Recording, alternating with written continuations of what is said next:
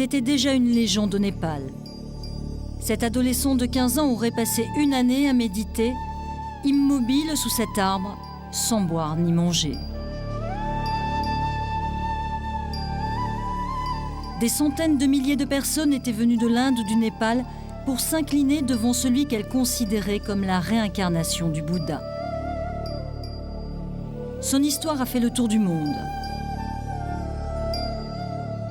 Puis brusquement, en mai 2006, il a disparu, sans laisser de traces, avant de réapparaître tout aussi mystérieusement le mois dernier. Personne ne sait ce qui s'est passé. Alors, miracle ou supercherie, nous avons cherché à percer le mystère du petit Bouddha.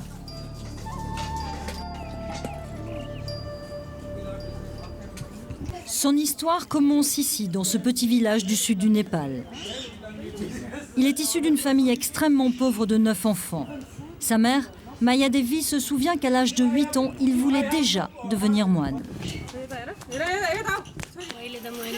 Quand il était petit, il avait pris l'habitude de suivre les moines. Il aimait les endroits religieux, il aimait les temples. À 13 ans, il part étudier en Inde dans un monastère. Sa famille n'a plus de nouvelles de lui. Jusqu'au jour où il est retrouvé en train de méditer en plein cœur de cette forêt, sous un arbre géant, un banyan. Imperturbable, il va rester 11 mois assis en position du lotus. C'est à se demander s'il est vraiment humain. Une nuit, on assiste même à un événement incroyable. Ces images ont été tournées par un pèlerin. Elles montrent le jeune adolescent, sa robe de moine en feu. Il semble insensible à la brûlure des flammes.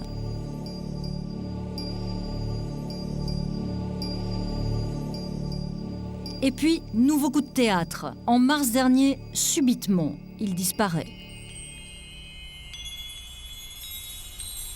Les fidèles désemparés désertent les lieux.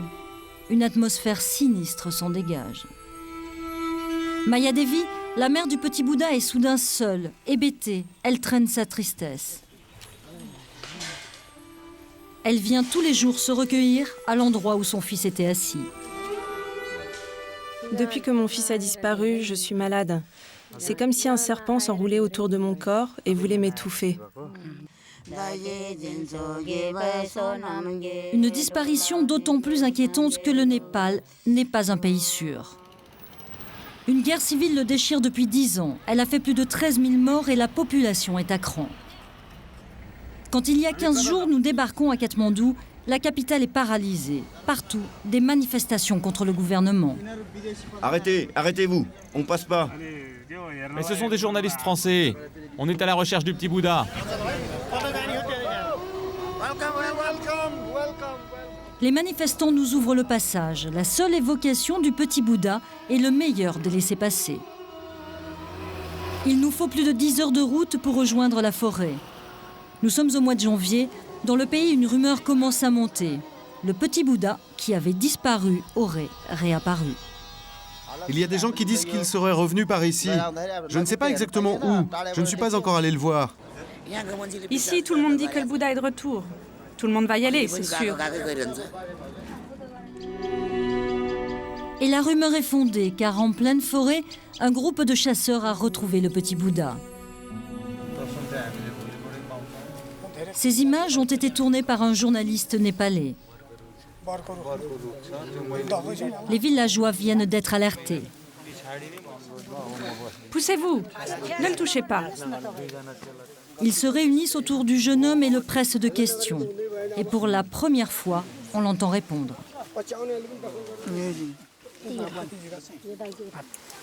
Depuis que vous avez disparu, les gens se posent des questions, certains doutent. Il y a des milliers de personnes, des milliers d'idées. Chacun sa pensée, chacun son esprit. Laissez-les parler, et un jour ils sauront la vérité. On veut vous protéger, mais nous ne sommes que des humains. Que pouvons-nous faire? Faites comme vous voulez. Moi, je ne sais pas. C'est Dieu qui décide.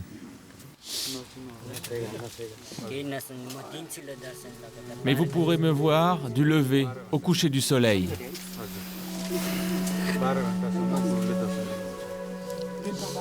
Le message est passé et la nouvelle se répand. Aujourd'hui, les pèlerins commencent à revenir. Nous pénétrons dans la jungle par cette piste chaotique. Et partout, les forces de l'ordre sont présentes.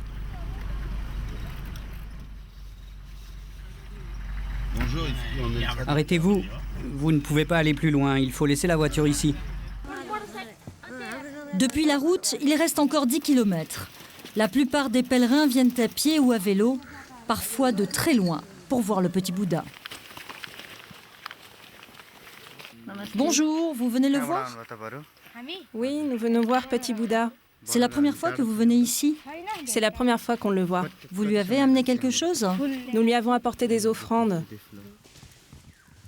Toujours sous contrôle militaire, nous parvenons aux abords du périmètre sacré. À partir d'ici, chacun doit se déchausser silencieusement. Cet homme vient de voir le petit Bouddha, il est comme illuminé. Vous avez vu petit Bouddha? Oui, je pense que c'est un grand homme. Nous approchons. Les premiers signes de dévotion apparaissent. Plus que 500 mètres, à part le bruit des pas, le silence est presque parfait. Les pèlerins espèrent voir le petit Bouddha, le toucher, lui parler. Mais ils vont être surpris. Derrière les cordes qui les empêchent d'approcher, le jeune homme n'a plus du tout la même apparence.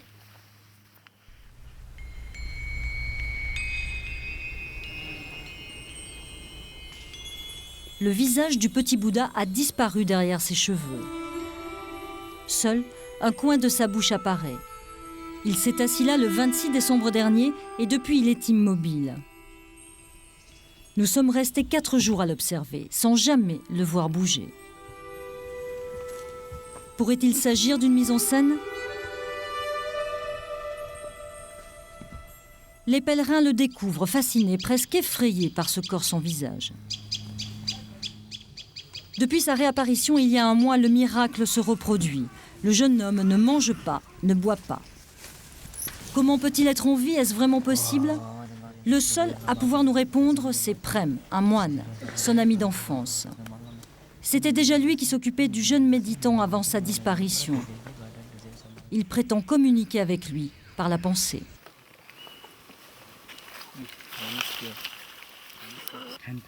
Est-ce qu'il boit? Est-ce qu'il mange? Hein? Non. Il ne mange pas, il ne boit pas, vous en êtes sûr? Non, non, il ne mange jamais. Même pas des fruits, il ne boit pas d'eau. Alors, supercherie ou non? Nous avons montré les images du petit Bouddha à Bernard Westfeld, nutritionniste à Paris. Pour lui, la limite maximum est de 8 jours sans boire, 45 sans manger. S'il restait 8 jours sans boire, sans manger, sans bouger, il aurait des escarres, il aurait une déshydratation sévère, il pourrait plus se lever tellement il aurait une fonte musculaire et il mourrait. Donc il y a quelque chose qui nous échappe là. À Katmandou aussi, les autorités officielles bouddhistes doutent. L'un des porte-paroles du Dalai Lama est français. Mathieu Ricard nous reçoit dans son monastère. Lui aussi est scientifique de formation. Et il est partagé, à la fois admiratif et cependant sceptique concernant le régime alimentaire du jeune garçon. Ne pas boire, notamment, ça, à mon avis, j'ai jamais entendu parler de ça, même parmi les miracles des Tibétains. Et ne pas manger du tout, j'ai jamais entendu dire ça non plus. Sauf des choses qui n'étaient pas, qui sont vérifiées fausses, quoi. Donc, des jeûnes qui peuvent durer 2-3 mois, oui. Associés à une méditation très particulière. Mais pas manger du tout, non. ça paraît impossible. Alors, le petit Bouddha profiterait-il de la nuit noire pour manger ou se dégourdir les jambes? Difficile de le savoir, car après le coucher du soleil, les moines montent la garde et empêchent quiconque d'approcher. Les militaires aussi sont priés de lever le camp et n'oseraient surtout pas braver l'autorité des moines. Ah non, nous n'avons pas le droit de laisser des soldats la nuit. Ils ne nous y autorisent pas. Je ne sais pas ce qui se passe. En tout cas, je ne comprends pas comment un homme peut rester ainsi comme cela, sans bouger. Toutes ces interrogations ont aussi un enjeu financier car les pèlerins versent tous des offrandes. Des petites sommes qui, mises bout à bout, représentent 600 000 roupies, près de 16 000 €. Et l'argent va continuer d'affluer. Avec le retour du petit Bouddha, on attend des centaines de milliers de pèlerins. En prévision, le comité d'accueil a même décidé d'agrandir le périmètre autour du jeune homme. J'espère qu'on va voir cette corde. Le cercle sacré est 2 fois plus large qu'auparavant.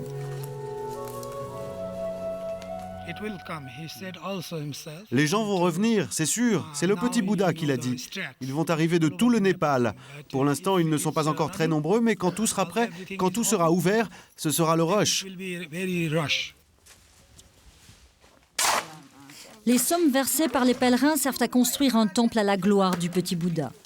Mais depuis quelques semaines, la construction a fortement ralenti. Car l'argent des offrandes a été confisqué par le gouvernement. Les autorités népalaises garderont la somme tant qu'elles n'auront pas la certitude que l'histoire du petit Bouddha n'est pas une mascarade. La ferveur des pèlerins, elle, ne retombe pas. Le jeune homme a promis, comme son modèle, le Bouddha, de rester 6 ans en méditation. Il lui reste encore 4 ans à accomplir, immobile sous son arbre.